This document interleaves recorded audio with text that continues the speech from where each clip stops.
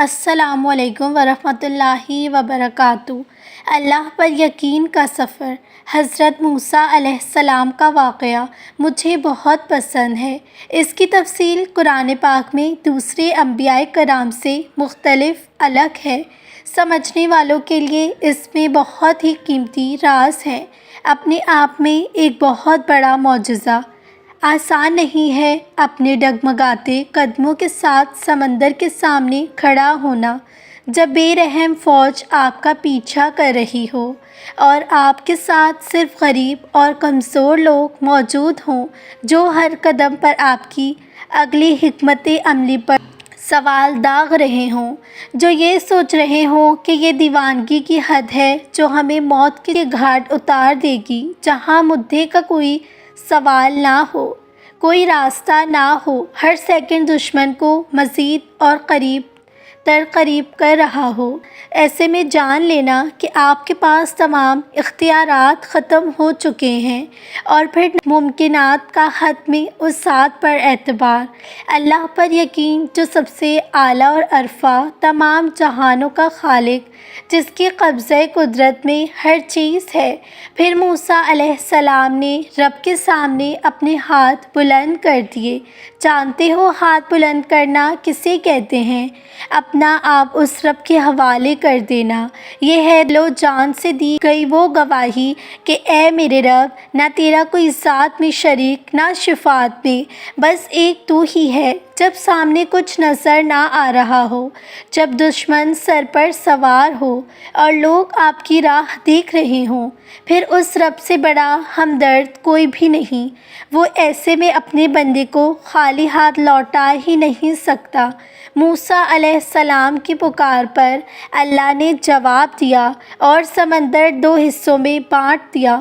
ناممکنات پر توجہ دینے کے بجائے اپنے رب کی رحمت پر توجہ دیں، وہ جس نے ناممکن کو ممکن بنایا ہوا ہے اور ہر صورتحال کو اپنے قبضۂ قدرت میں رکھا ہوا ہے۔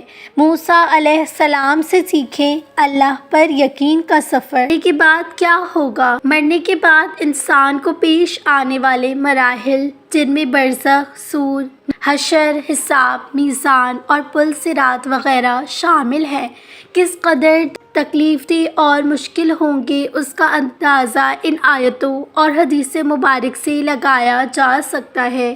قرآن کا خلاصہ: قیامت کے دن بچوں کو بوڑھا کر دے گا، لوگوں کے کلیجے منہ کو آ جائیں گے، وہ غم سے بھرے ہوں گے، لیکن کوئی غم گسار اور سفارشی میسر نہیں آئے گی۔ اس روز کے عذاب سے بچنے کے لیے مجرم چاہے گا کہ اپنی اولاد، اپنی بیوی، اپنے بھائی، اپنی خاندان کو جو اس کا سہارا تھا، حتیٰ کہ روح زمین کی ہر چیز کو فدیہ دے دے، لیکن ایسا ممکن نہیں ہوگا۔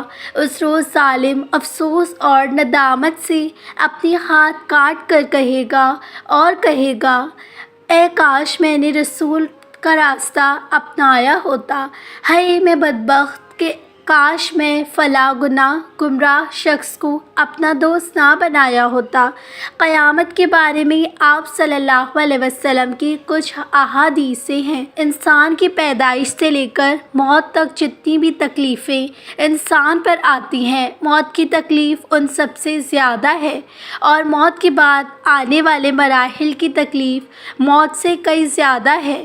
آپ صلی اللہ علیہ وسلم فرماتے ہیں کہ قیامت میں لوگ اپنی قبروں سے ننگے پاؤں، ننگے بدن اور بے خطہ اٹھائے جائیں گے، اور آپ سے عرض کیا یا رسول اللہ صلی اللہ علیہ وسلم، کیا لوگ ایک دوسرے کی تکلیف دیکھیں گے نہیں؟ آپ صلی اللہ علیہ وسلم نے فرمایا، اس روز کی مصیبت اتنی زیادہ ہوگی کہ کسی شخص کو کسی دوسرے کی طرف دیکھنے کا ہوش نہیں ہوگا۔ میدان حشر میں جہاں لوگ ننگے پاؤں اور ننگے بدن ہوں گے، سورج ایک میل کے فاصلے پر لگایا جائے گا، لوگ اپنے اپنے اعمال کے مطابق پسینے میں ڈوبے ہوئے ہوں گے، کوئی ٹخنوں تک، کوئی گھٹنوں تک، کوئی کمر تک، اور کوئی کسی کی پسینے کے منہ میں لگام آئی ہوگی۔ حشر کے ایک دن 50,000 سال کے برابر ہوگا۔ لوگوں کو حشر میں اتنی تکلیف اور پریشانی ہوگی کہ جس کی وہ طاقت نہیں رکھتے ہوں گے اور برداشت نہیں کر پائیں گے۔ جب پل صراط جہنم پر رکھا جائے گا تو ہر طرف تاریک دھوپ ہوگی۔ ان آیتوں اور حدیث مبارک سے یہ معلوم ہوتا ہے کہ مرنے کے بعد انسان کو بہت سے مراحل پیش آنے والے ہیں جن میں تکلیفیں اور مشکلات سے بھرا ہوگا۔ یہ تو کم آیت اور حدیثیں ہیں، جبکہ حدیث کی کتاب میں بہت احادیث آئی ہیں اس بارے میں۔ لہٰذا ہمیں زندگی میں ہمیشہ اللہ کی رضا کے لیے عمل کرنا چاہیے اور اپنی زندگی کے مقصد کو صرف دنیا کی کامیابی سے زیادہ آخرت کی کامیابی میں رکھنا چاہیے۔ انشاءاللہ اللہ تعالی ہمیں کہنے سننے سے زیادہ عمل کرنے کی توفیق دے۔ جب تک ہمیں زندہ رکھے، اسلام اور ایمان پر زندہ رکھے، خاتمہ ہمارا ایمان پہ ہو، آمین ثم آمین۔ مرنے کے بعد انسان کے سامنے جو حالات آئیں گے اسے دیکھ کر انسان بہت زیادہ پچھتائے گا۔